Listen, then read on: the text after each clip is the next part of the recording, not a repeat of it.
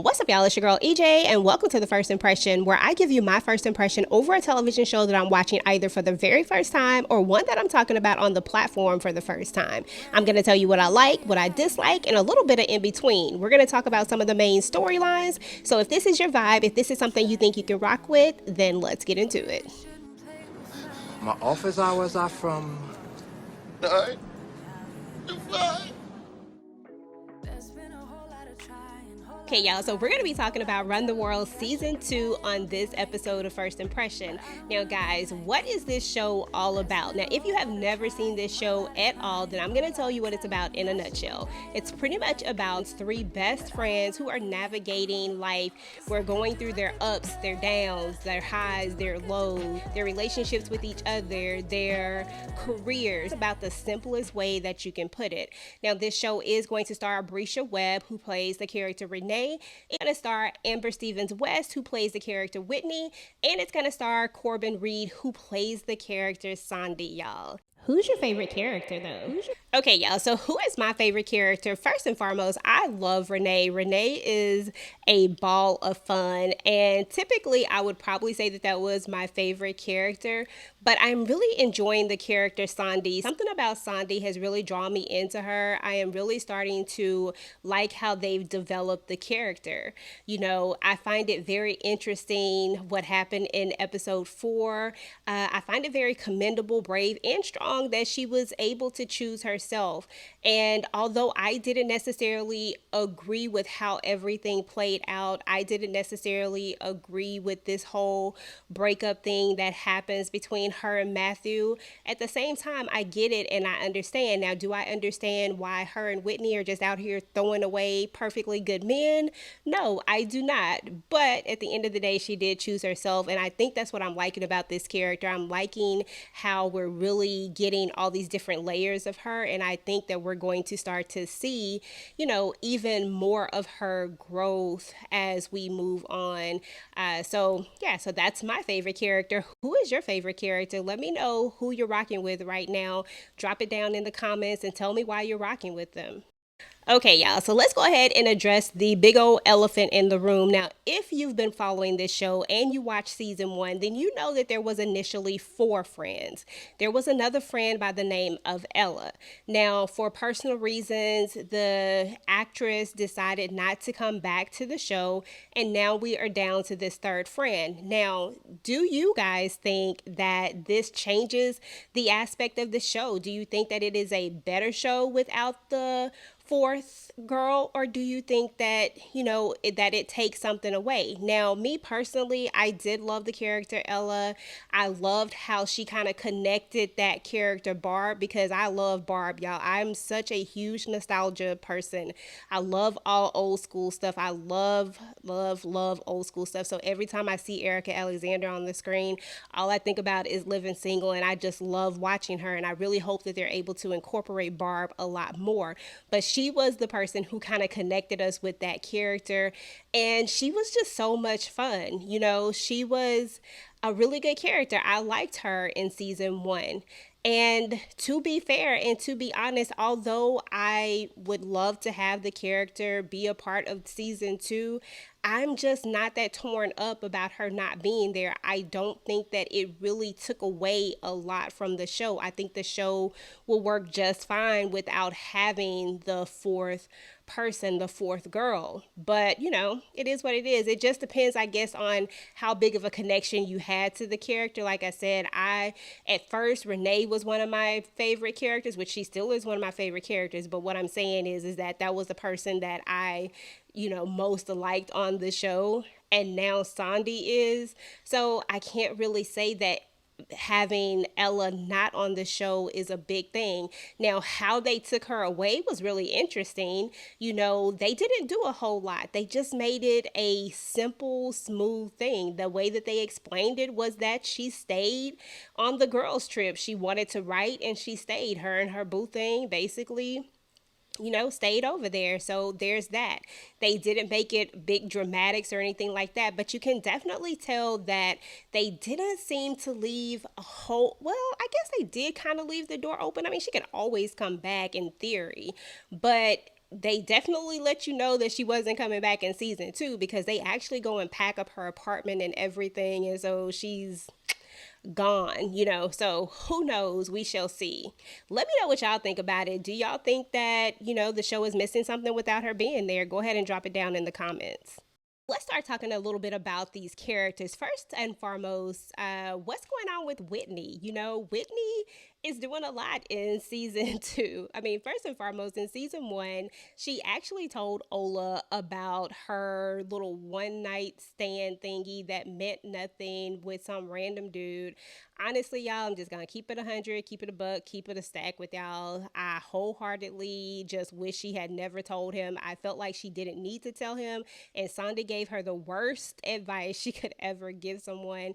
They had so many years together. They had 10 years together, and it felt like Whitney was looking for something. She was trying to figure out something. She thought she was missing something. Maybe she was trying to blow up her life. I don't know exactly what Whitney's thought process was behind all of this, but at this point, she's told Ola, and now he's canceled the wedding, and now she's having these crazy dreams about Ola running off and marrying some white chick. It's so crazy, y'all. So we kind of see her in this season trying to get through this. She feels like Ola should just forgive her, but at the end of the day, she's not being real with him. She's not giving him a real answer because he just straight up asked her why, and she didn't come with the truth. She should have said the same thing that she told her friends. She told her friends what was going on, how she felt like she was missing something, how this was, she about her being so perfect and all these different things that's going on with Whitney. I just feel like if she had been open and honest with Ola, they might have had a chance. Now, I'm not writing them off, in my opinion.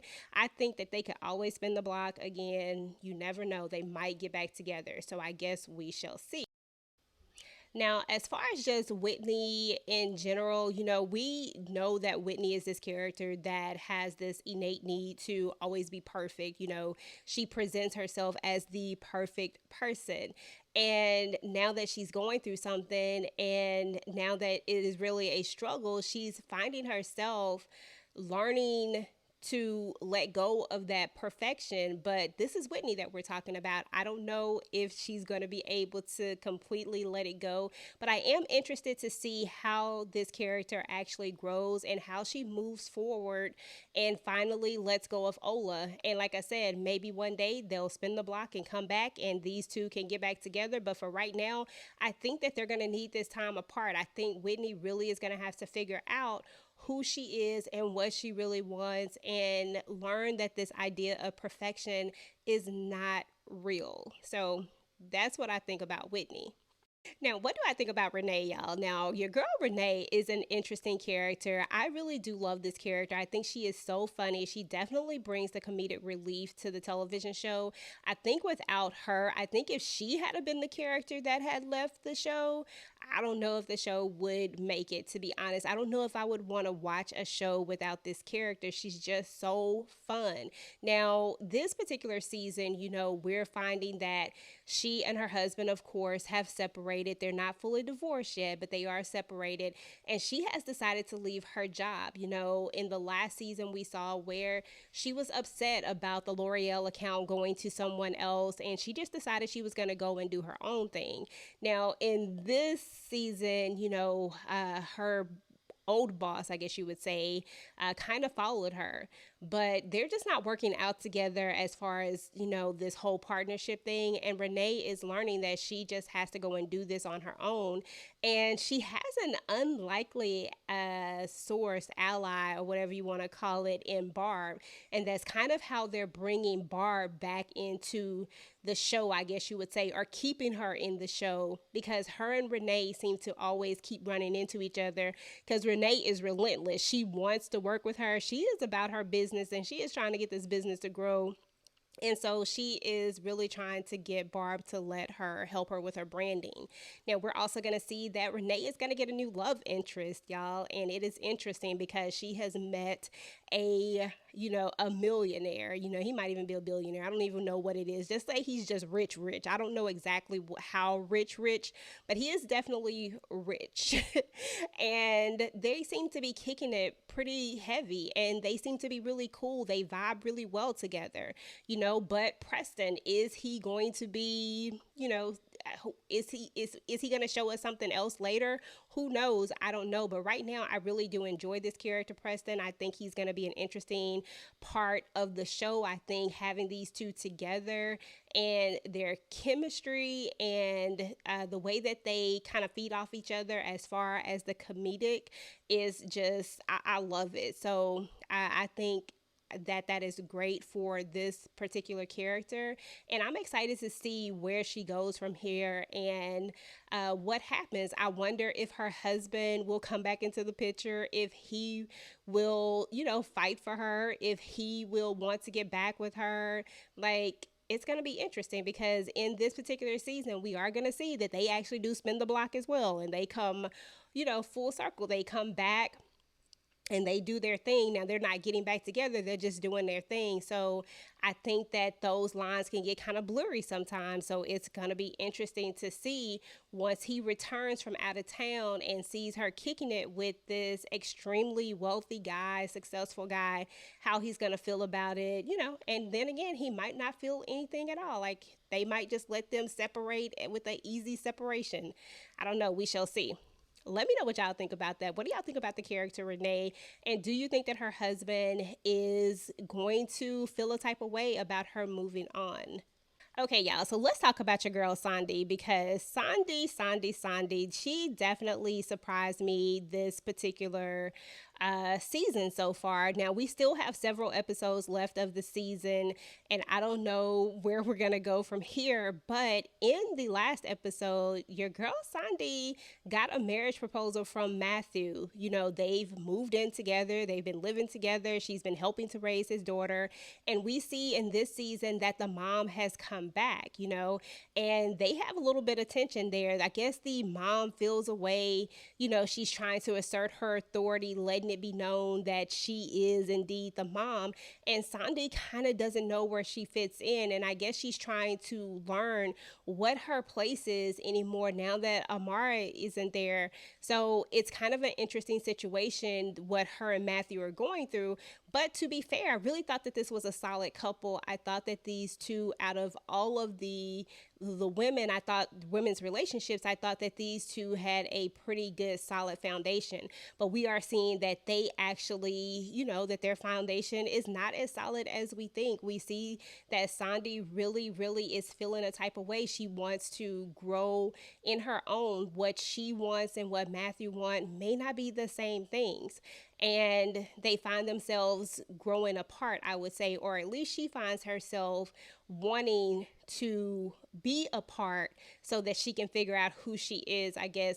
And I guess that's a good thing in a sense, because we don't want her to be unhappy. But at the same time, it also feels like sometimes people don't think that they can, be an individual even though they're in a relationship. And I think it's really important for people to still have their individual selves when they're in a relationship. And I don't see why Sandy can't see that she can still be an individual and have her own accolades, and that she can go and do podcasts and speak and have her own voice and still have this man. Like I said, her and Whitney are just throwing away good men. Whitney done threw away a whole doctor. She about to throw away a whole professor. I'm just like, what is y'all doing? Like, I don't understand these two at all. But in all seriousness, I think that the character Sandy is going to be one very interesting character to watch as the season progresses, and I really am excited to see what's going to go on with her. Now, I do really need for Sandy and Whitney to stop giving each other advice. For one thing, Whitney's just not in any place to give anybody any advice, and Sandy gave Whitney horrible advice on the last season, so I just need them to chill. Everybody should just go to Renee for advice. At least she gonna always keep it 100, y'all. So there's that. So let me know what y'all think about the character Sandy down below. Okay, y'all, so what are my overall thoughts of the show? I personally like the show. I think that it is a pretty good show. Now, I won't do that whole comparison thing to another show that I absolutely am in love with. However, I think that this show is a great standalone show by itself. I think that they are developing the characters very, very well, and I am interested to see what their journeys are and how far this story takes them. Now, one thing that I think that they definitely need to do is incorporate Erica Alexander so much more, especially with the absence of the character Ella not being there anymore. I think they need to find a creative way to really bring her in, and I think that they're trying to do that with linking her and Renee together, which I think is a really good idea because those two together, I think, would definitely make some magic. So I'm hoping that that's kind of the direction that we're going in. But yeah, I'm going to give it a solid 8. Let me know what you're rating the show based on season 1 and up to episode 4 of season 2 so far. Go ahead and drop those down below. Okay, y'all, so once the season is over, we're going to be going live to discuss the entire season. We're going to be talking about all the shenanigans that went down, all the bad advice, the good advice, the ups, the downs, the highs, the lows, everything on this live. So make sure to have your notifications turned on so you do not miss it. Now, that was my first impression over Run the World season 2, guys. Let me know what y'all thought about this season so far. Let me know what you thought about this show. Let me know if you're even watching this show or if you plan on watching the show. Go ahead and get the conversation started down below, guys. Meanwhile, if you like this video, make sure to like, share, and subscribe to your girl channel. Turn on your notifications so that you do not miss out on any of my future Run the World content. Now, YouTube says that you just might like this video next, guys. Until next time, peace.